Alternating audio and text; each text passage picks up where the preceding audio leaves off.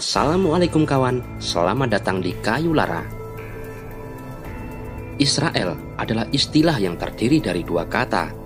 Isra dalam bahasa Arab berarti hamba atau tawanan, dan El yang berarti Tuhan.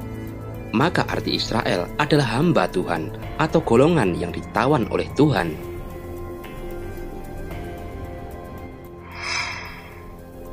Namun, makna Israel dalam pandangan orang Yahudi sangatlah berbeda jauh dari apa yang dipahami oleh umat Muslim. Israel menurut pandangan mereka adalah kisah yang disebutkan bahwa nama ini adalah nama yang memberikan kelebihan kepada bangsa Yahudi daripada bangsa-bangsa yang lain. Nama ini juga dikenal sepanjang sejarah. Israel adalah kebanggaan dan keagungan mereka. Kisah Israel ini disebutkan dalam Torah, yaitu perubahan nama Yakub kepada Israel. Dikisahkan bahwa bangsa Israel adalah pecahan dari bangsa Kildani. Mereka mendiami sebelah barat sungai Eufrat. Ketika mereka sudah jauh tersesat dalam hal akhlak dan kepercayaan agamanya, maka Tuhan mengutus Nabi Ibrahim untuk menuntun mereka ke jalan yang benar. Sebagian mereka menerima dan sebagian mereka menolak karena takut kepada Raja Namrud yang berkuasa pada waktu itu. Sehingga mereka terpaksa meninggalkan Babilonia ke tempat lain. Dikisahkan seorang yang bernama Terah membawa serta anak laki-lakinya, yaitu Abraham, Sarah menantunya, dan Lot cucu lelakinya. Mereka bermigrasi dari kota Ur di Babilonia. Pengembaraan Terah dan rombongan kecilnya membawa mereka kira-kira 600 mil ke arah barat daya kota Ur ke tanah Haran, di wilayah selatan yang sekarang disebut Turki. Mereka juga sering berkunjung dari satu tempat ke tempat yang lain, antara lain ke Mesir.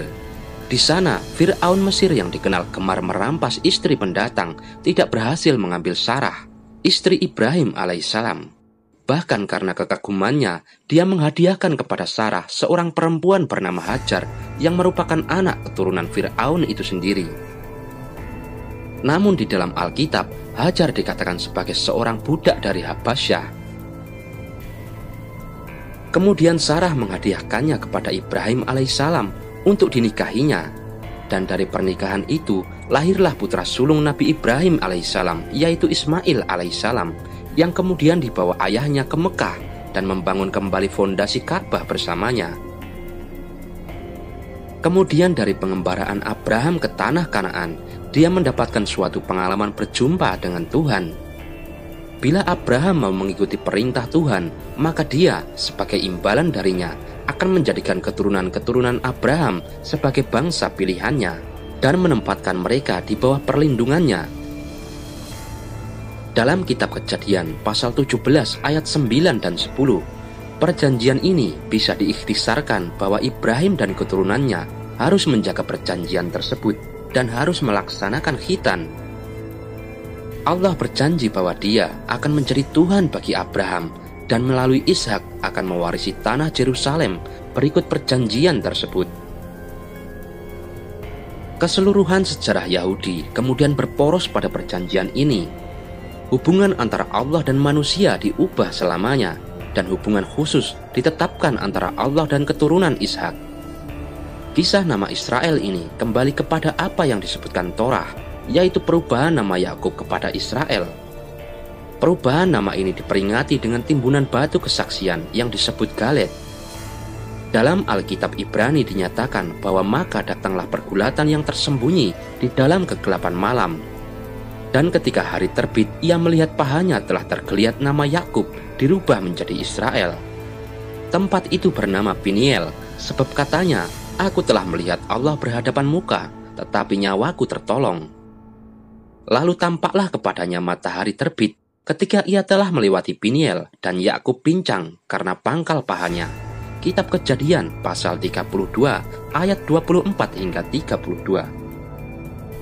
Karena itulah sebabnya sampai sekarang orang Israel tidak memakan daging yang menutupi sendi pangkal paha. Dalam tauhid Yahudi, kisah ini adalah usaha untuk memberikan suatu penyebab terhadap perubahan nama yang baru, yaitu Israel sebagai orang yang bergulat dengan Tuhan atau orang yang bertarung dengan Tuhan.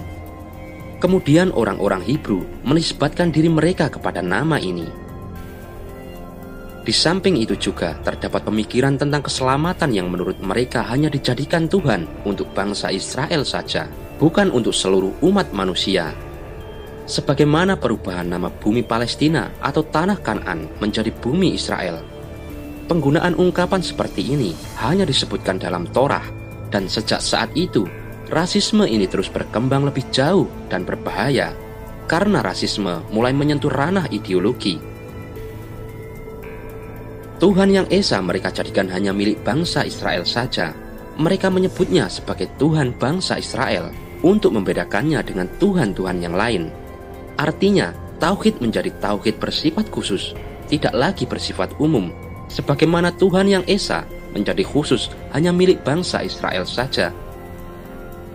Dengan demikian, rasisme Israel telah sampai kepada intinya, antara rasisme kebangsaan dan rasisme agama. Demikianlah makna tentang nama Israel yang diyakini oleh orang-orang Yahudi.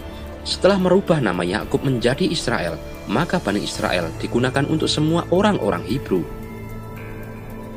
Berdasarkan kepada perbedaan pendapat yang jelas di kalangan para pakar sejarah, abad 19 atau 18 sebelum Masehi adalah masa awal penggunaan kata Israel sebagai pengganti kata Hebrew. Allahu a'lam bishawab.